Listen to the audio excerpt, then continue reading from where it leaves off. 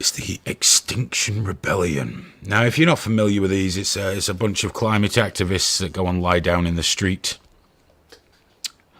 on Google, and I'm just intrigued as to what's coming up on that screen now. It's okay. Yeah, they glue themselves to the floor. They believe that by 2025 or 2030, I can't remember, we should be at zero emissions in the UK. Zero emissions. None. Not one. None. So that means no cars, no aeroplanes, no nothing. Best part is all these people used public transport or drove to get to London. In one case, of a very high-profile celebrity flew in from America to do it. They're very, very dedicated to the cause. But one of the big movers and shakers of the movement is Greta Thunberg. She's a 16-year-old girl. She's a climate activist with Asperger's, apparently. I once said that as Asperger's to someone with Asperger's, and they went mental. Wrong choice of word. They got very annoyed. Are they not very inclusive then? No, and then they apologise for overreacting. Apparently that's the Asperger's. Oh, okay. I don't know what... does it just mean you're rude? It's a form of autism, isn't it? It's something like that. I don't know, but there's definitely some undiagnosed people that go around saying they've got it just as an excuse to be a dick. Yeah, well, we just used to say the rude fuckers, didn't we? That was, anyway, Greta's been hailed as, champion. She's a 16-year-old girl, very appealing to the media, to the public, as a climate activist who want us to have no planes, cars, or life, and have a plant-based diet and a socialist government. It's very important. They keep slipping away from that one, but they're very anti-capitalism, whilst enjoying the fruits of capitalism considerably. Perhaps they hope all the good bits will carry on under socialism. Can't see why not. It's worked so well everywhere else, hasn't it? But she did post a story on Twitter about this chap called Mikkel Brix. There he is. Mikkel Brix, wearing a very fashionable top there. It's not often I get to comment on other people's fashion sense. That's very fashionable. In Liverpool around 1991, I believe. Mikkel Brix, 19-year-old Danish chap. He's gone on hunger strike for the climate. He's gone on a hunger strike for the climate. He's not going to eat until we get some climate. Guess that's it. He wants more climate. Yeah, so I'm really confused about his aims here, because the news article was all in a strange foreign language I didn't understand. Might as well have been written in medieval runes. I didn't understand any of it. However, he's hunger striking so that we'll fix the climate, to bring it to people's attention. Now, I'm wondering how long he can go on. Now, I'm suspecting it's quite a while, because, no offence, as a more economically sized chap, I can assume he looks like he's a fair old unit, so he's got a bit to live off there. But I noticed many people in the comments who support him in his hunger strike for the climate are recommending nourishment drinks and things of that nature. Now, I realise I'm old-fashioned. I'm an oldish guy. I'm 46, I'm more years behind me than ahead of me, okay? I get that. But I'm sure that hunger strikes used to mean you didn't fucking eat anything. You went on a hunger strike. You didn't sit there necking Dunn's nourishment with 1,000 calories a tin, going, oh, is it hunger striking? Necking it down. End up like Cartman in the Beefcake episode. Hunger strikes should involve becoming skeletal and smearing your feces on the wall in a dirty protest, and then hopefully stopping your hunger strike before you die, because it's a really fucking stupid way to die. Now, some people said we don't really need climate martyrs, we need activists. True. Others have said, yeah, but it worked for those Vietnamese monks that set themselves on fire. Did it? Did it really? How did it work out for them? They burned to death. Very uncomfortable, I'm sure. Didn't really stop the war, did it? And I hate to say this, but not eating won't make us have zero emissions. How is that feasible? Even electric cars aren't really feasible yet.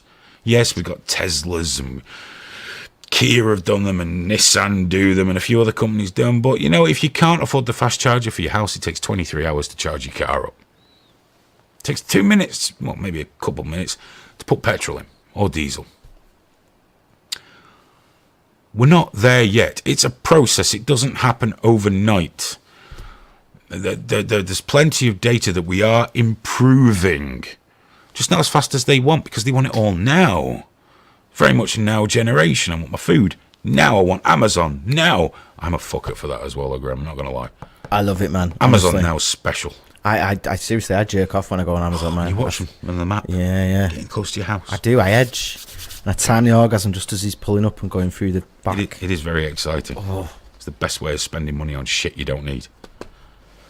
Definitely.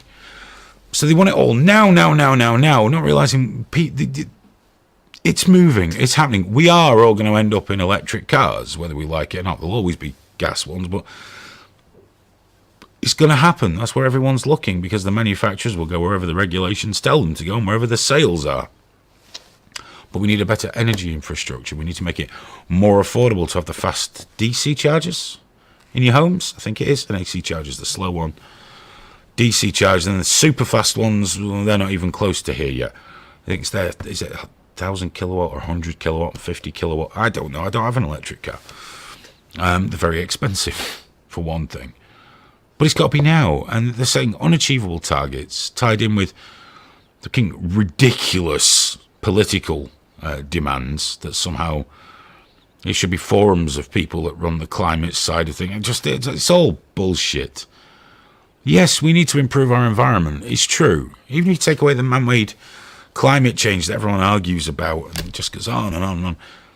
Our environment could do with improving. There's too much plastic in the sea. There's too much shit in our air. People are increasingly becoming asthmatic, but then again, people are increasingly becoming allergic to shit like peanuts that I don't understand either. But I don't know if that's connected. Is it connected? Everyone's got an allergy now.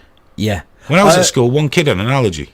There's something in that book I've been reading at the moment, actually, about that. The coddling of the American mind. And they found that getting kids to avoid peanuts is actually creating mass allergies everywhere. Because the cure for the vast majority of people with nut allergies is actually just a small amount of nuts. Yeah, not a packet. No, but just like a bit of powder. But like there are a couple of people who are just beyond hope, and they are like fully, they're going to die if they just sniff it. But the vast majority of them is because they've never been exposed to it. That's all it is. Literally. But everyone's allergic to everything now. Yeah, I know. My lad's not. Well, because you give him stuff, don't you? We let him eat something, we let him get dirty, we let him play out, we let him roll in the dirt on the floor and all the things that boys want to do. I can see how they fall into it, though, because I know my missus was like, she freaked out when she found out I'd give her one of those quality streets with the nuts in. Yeah. She freaked. You can't just give her nuts. What if something had happened? And I'm like, well, that's how she gets an allergy, by, living in fear and protecting her. Is that why we should feed our kids pollen? Yes, lots of pollen. Lots of pollen. Get them out there. Have to scrape it off the bumblebee's legs, though. I don't need to worry about that. Mine's built a fucking nest, a fucking bird's nest under the TV. Clay and sticks and everything. Who's going to root there? I had a bee's nest in my loft. Oh, really? Yeah, before we left them alone. Did you poke it? It was a bee nest. I just left them. Last time I saw a hornet's nest, I got a really long stick. Doof, and I did that thing where you go as you run away. I remember years ago, my parents in their garage, they found one. Yeah. And they said, can you sort this out? I went and had a look. It was this fucking big. It was a wasp nest. So I looked at it. Got a broom handle. What's the worst thing? You've got who? I poked it. No one was home. They'd all moved out. Oh, no. Like a fucking hero. Got rid of that for you folks. No problem. Any problems with the wasp? Nah, they just fucked off when they knew it was me. That's what it was. Luckily no one was home. I'd have been stung to death.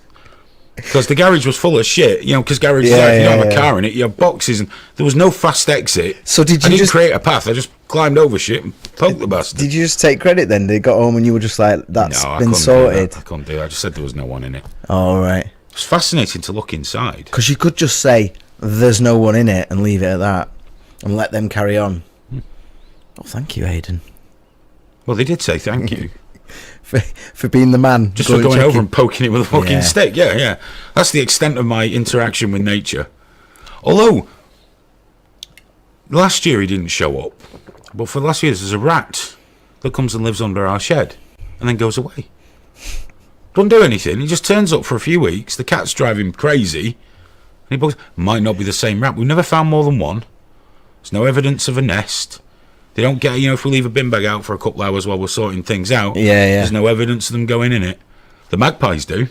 Bastards. Magpies steal my dog bones. I see a hedgehog when I get home on a Thursdays. It's like, I must be don't the see any right hedgehogs. time of night. And even though it's raining, there's puddles everywhere. Part of me goes, oh, I must get a bowl of water. I just instantly go, ooh. Nature chat. Yeah. Nature chat from two people that are so divorced from nature. I know, yeah, It's quite alarming. You know, but yeah, this rat, it comes, lives under the shed for a couple of weeks. The cats stalk it to fuck, and then it goes away.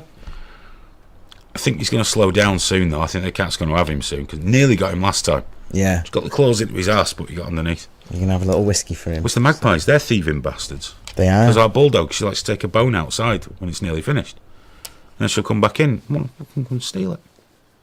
Saves me picking them up. Magpies, thieves.